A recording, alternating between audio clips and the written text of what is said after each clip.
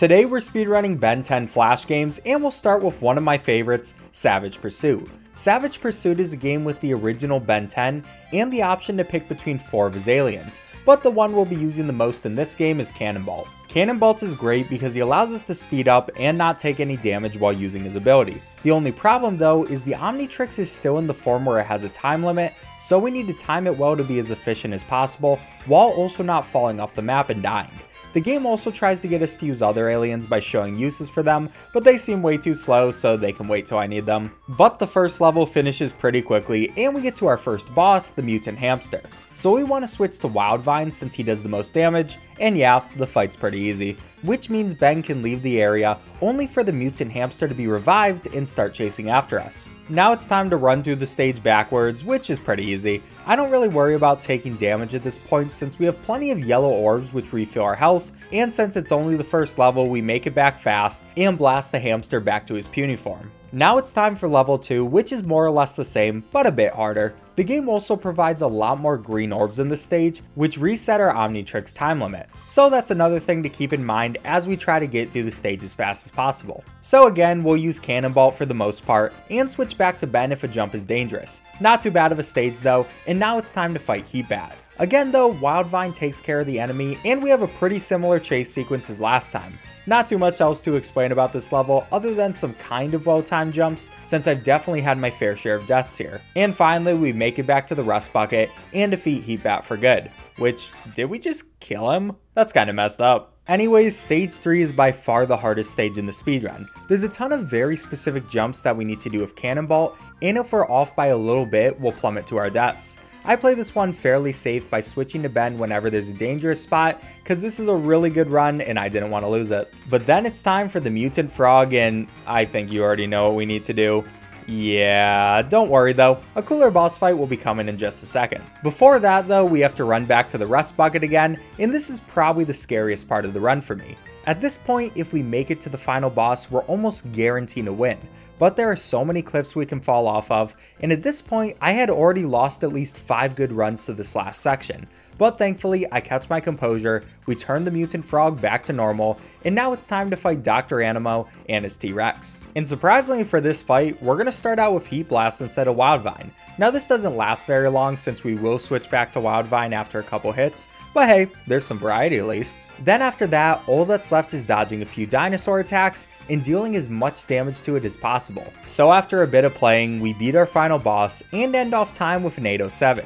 Which is also going to be 3rd place on the leaderboards. Oh, and by the way, I'm thinking we'll do a tier list for these games based on how good of a speedrun they are compared to other Flash games. And for Savage Pursuit, I'd give it an A tier. Great game to pick up. But after an A tier game, let's get one of the less exciting speedruns out of the way with Ben 10 Alien Force Forever Defense. Now this isn't a bad game by any means, but the speedrun is just kind of there. We can switch between Swampfire, Gwen, and Kevin.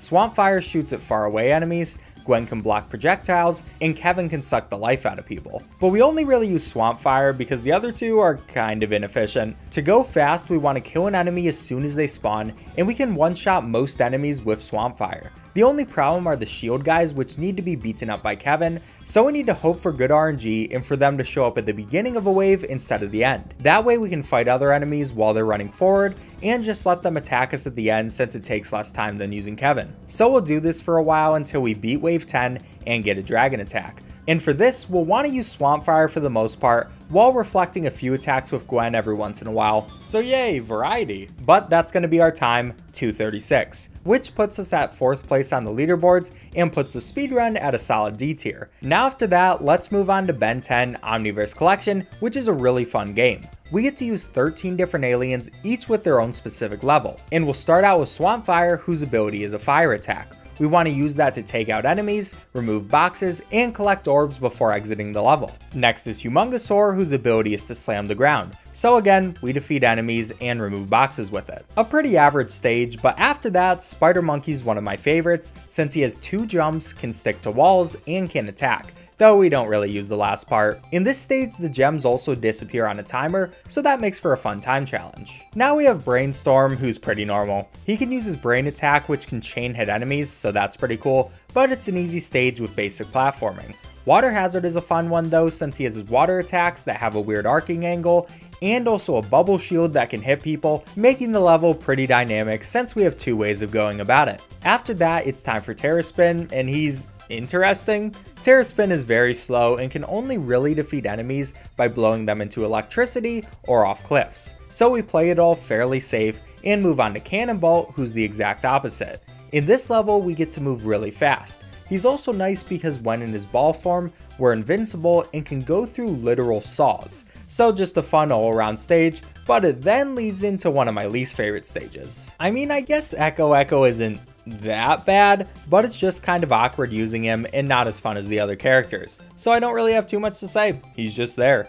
Big Chill on the other hand though, he's awesome. First of all, he has the greatest name in Ben 10 history, and secondly, his movement is really fast while also being fairly difficult. So I love me some Big Chill action. But again, this game likes going from really fun aliens to okay ones, cause okay is just what feedback is. Just in the game, I like him in the show, please don't get angry at me. But the level design here is to absorb an enemy's attacks and use them to take out boxes. Cool concept, but it's just a pretty slow level and not hard at all. Then that leads to Grav Attack, who pushes boxes. Yep, that's his entire gimmick. We push boxes to open paths, push boxes to defeat enemies, and, well, actually it's just those 2 things. But now we're on to our final 2 characters, starting with Blocks. Blocks has extended punches which go horizontal on the ground and diagonal in the air. So there's a bit of a learning curve to using him, but overall he's definitely not too hard.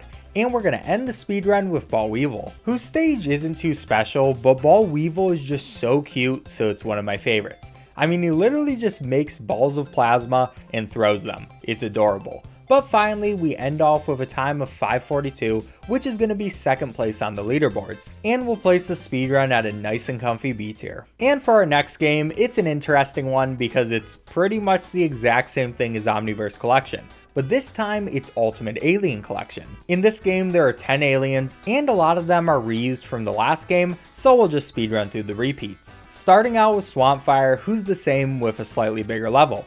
Then we have Humongosaur, who's also the exact same with a slightly bigger level. So that's a good start. But after that, we get our first new alien in Jet Ray. And I do love this level since it's really fast and a bit of a challenge to be efficient. Also, to be fair, Jet Ray's a really cool alien, so that gives him extra points. Then that leads us to Spider Monkey, Brainstorm, Water Hazard, and Terra Spin. They're all the exact same, and this short amount of gameplay is probably enough to show you what I mean. But after those guys, we move on to the Ultimate Aliens for our last 3, starting with Ultimate Cannonball. And he's different this time because he's blue.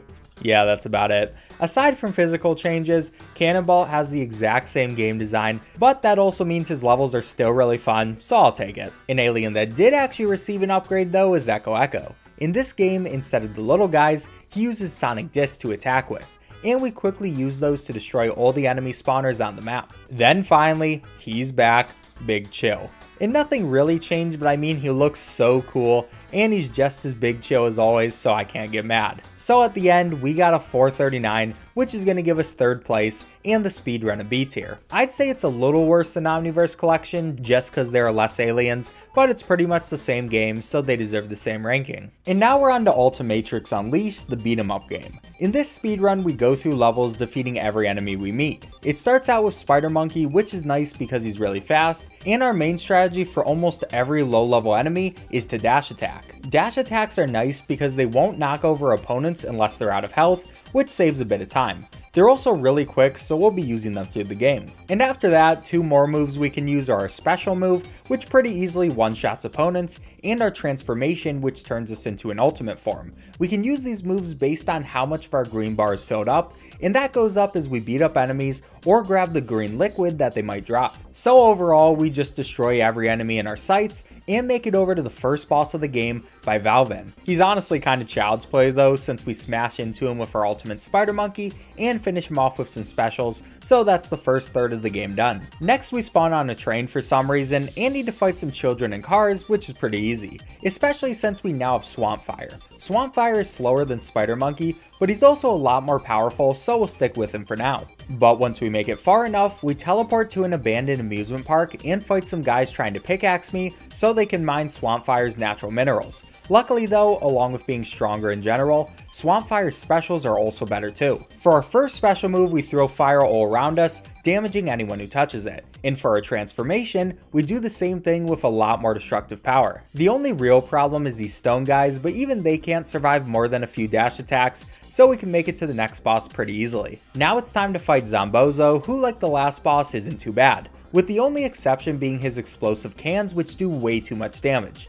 This caused me to get a death, but luckily when one Ben 10 dies, a second always comes to replace him, so we were back in the fight immediately. After that, pretty standard fight, and it's time for the final part of the game. So in level 3, we turn into Humongosaur while on Kevin's car. The plan is the same, in which we just want to use dash attacks, but can I just talk about how funny this looks? Like, how is Kevin's car okay? Anyways, we need to fight all these droids, which is kind of annoying because our hitbox is really weird with Humongosaur, but we beat them, get off the car, and fight some people on the ground. We also get to see Humongosaur's ultimate transformation here, where he pulls out guns and shoots everyone to death, so that's pretty fun. And there's not too much else to say till the boss, Stalker. Well, actually, there's still not too much to say about this, cause it's the same old, use our specials, beat the bad guy, and end with a time of 1744, which will give us 3rd place. We'll also put the speedrun in C tier, which finally leads us to our last speedrun, Sumo Slammer Samurai. In this game, Ben gets put into a video game,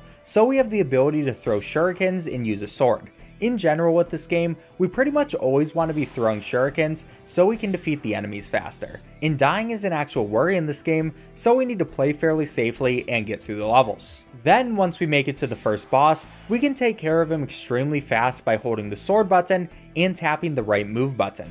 This cancels the sword animation and allows us to do a ton of damage in barely any time at all. And once that guy is taken care of, we get our first alien, Forearms. His purpose is to take down walls by pressing a series of buttons, and that's about it. Honestly, other than that specific use case, we want to stick with Ben since he's much faster and more nimble, which is especially necessary since now in World 2, there are a lot more places to die. There's no more ground in these levels, and instead they're replaced by floating platforms. I've lost so many runs to this area, so it's definitely the most frustrating part of the speedrun for me. But we made it through, and it's time for another boss. It's pretty much the exact same strategy as last time, only difference is having enough health to tank the hits, and we can win really quickly. Which means now it's time for the last world with the other alien in this game, Cannonball. Cannonball can break through walls that Forearms can't. But again, we don't use him much because he can't jump, and you can stack up a lot of damage on yourself if you overuse him. Also in this world, there are a lot of really stressful jumps, either because they're really precise or because the physics in this game are kinda wonky. World 3 is not as bad as World 2, but it's still pretty scary up until the final boss, who's the complete opposite of scary. Kenko is a boss that has 3 moves. A hitting the ground repeatedly one, a swipe one that doesn't damage us for some reason, and one where he lies his hand on the ground and we can attack. Unfortunately, he's only able to be damaged on the 3rd attack, so this fight is just a lot of RNG and hoping we don't mess up our attack cancels. But I finished it out and ended with a 6:26, which puts us in 3rd place. We'll also place this game at B tier, good speed game, but there's some wonky physics that hold it back. Alright, subscribe if you enjoyed, bye.